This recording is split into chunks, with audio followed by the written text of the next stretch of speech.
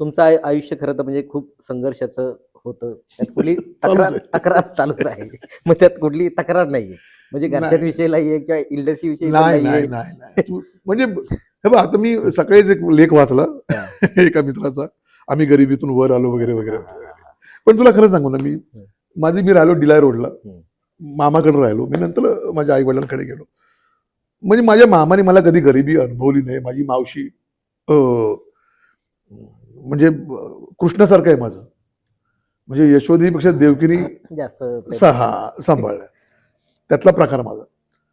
तर तुम्ही फार गरिबीत गेलो नाही. पण जेव्हा मी पुण्यात नोकरीला लागलो ना, तेव्हा थोडंसं जरा हे झालं, की यार अख्ख्या पुणे शहरामध्ये एकटा आहे. बरं मी तिथून आलेला.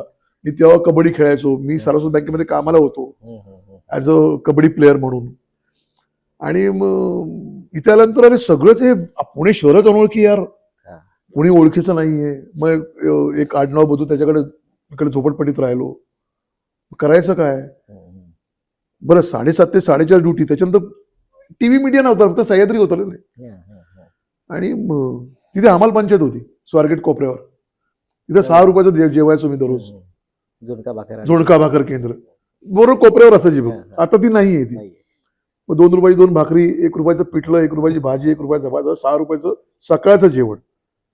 आणि रात्रीचं जेवण डेक्कनला एक रवी बुर्जी पाववाला होता. हं, हं, हं. 4 पाव, 1 बुर्जी आणि 1 ऑमलेट. हे माझं रात्रीचं 6 वर्ष जेवण होतं विचार कर. बरोबर. आणि त्याच्यानंतर मग बहिणीकडे गेलो राहायला. माझ्यापेक्षा धाकटी बहीण आहे. तिच्याकडे गेलो राहायला. आणि माझी दुसरी एक धाकटी बहीण आता नुकतीच नगरसेवकी झाली. माझी म्हणजे सपोर्ट प्रचंड. म्हणजे माझ्या बहिणीचा म्हण, म्हणजे आमच्या दाजींचा म्हण, म्हणजे मानसिक सपोर्ट खूप आहे, प्रचंड मिळाला. दुःख नाही असं कधी वाटलं मला. हा, स्ट्रगल कोणाला चुकलं रे? जगण्याचं स्ट्रगल कोणाला चुकत नाही. सगळ्यांना. मग तो पॉलिटिकल माणूस असू दे किंवा भाजी विकणार असू दे, तुला स्ट्रगल चुकलेलं नाही. जगण्यासाठी, कामासाठी तुला हा स्ट्रगल करावाच लागतो. ऑप्शन नाही तुला.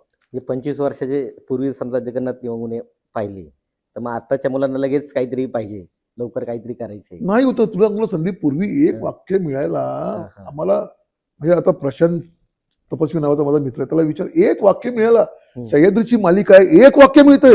हं. मला म्हणला जगा कधी करिअरच झालं, उद्या क्लोजअप लागणार आहे म्हटला माझा. क्या बात आहे. तू विचार कर, सह्याद्रीची होईल. बरोबर, बरोबर. हं. मी भोरला राजदत्त नावाचे आपले हो. दिग्दर्शक, नाही. खूप मोठे दिग्दर्शक आहेत, पद्मश्री विजेते. हं, हं. त्यांची मालिका होती एक चिरंतन ज्योती. कितव्या दिवशी सीन लागावा संदीप?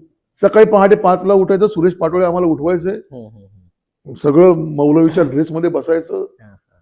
9व्या दिवशी सीन लागला रे. आई. पण कधी हू का चू नाही ना रे. बरोबर.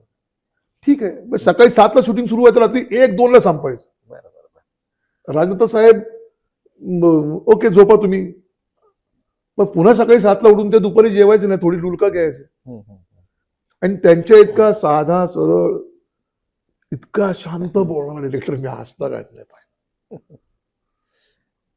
स्पष्ट बोलणं, उत्तम बोलणं. आणि ते स्क्रिप्ट देत नव्हते. हा बोला, हा बोला, हा करूया, असं व्हायचं रे ते. आणि विचार कर, ती जी आतुरता असायची ना, आईला सकाळी 8:30ला सह्याद्रीवर आपला एपिसोड लागतोय. बरोबर. हां. मग 7:30ची ड्युटी, बघ रे जरा माझ्या कामाचं, असं करून मित्राच्या घरी आपला टीव्ही बघायचा पाहिजे. आपला क्लोज आला आणि कधी कधी असं म्हणत, तो मागे गेलो मी, तो गेला गेला, असं व्हायचं. म्हणजे आईनी असं बघेपर्यंत आम्ही गेलो असायचो.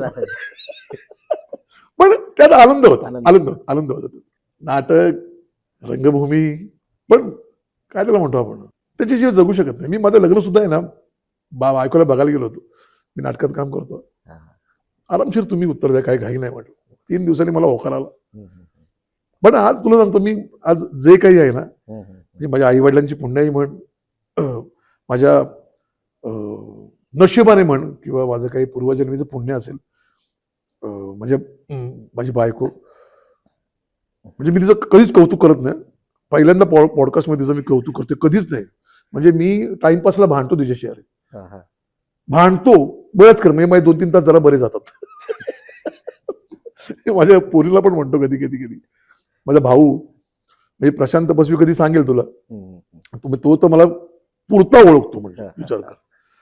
आणि काही माणसं आयुष्यात खूप भेटतात चांगली, जी मनात घर करून जातात. त्यातला आमचा तो प्रशांत तपस्वी आहे, आमचा दीपक रेगे आहे, आमचे भरत बोईटे आहेत, किंवा ज्यांनी नकळतपणे मला काम दिलं ते आमचे सतीश राजवाडे आहेत, किशोर पवार आहे, शार्दूल आहे. म्हणजे असे खूप जण आहेत की मला तर नावं आठवत नाही आहेत की ज्यांनी माझ्यावर विश्वास ठेवला की नाही हा माणूस करू शकतो.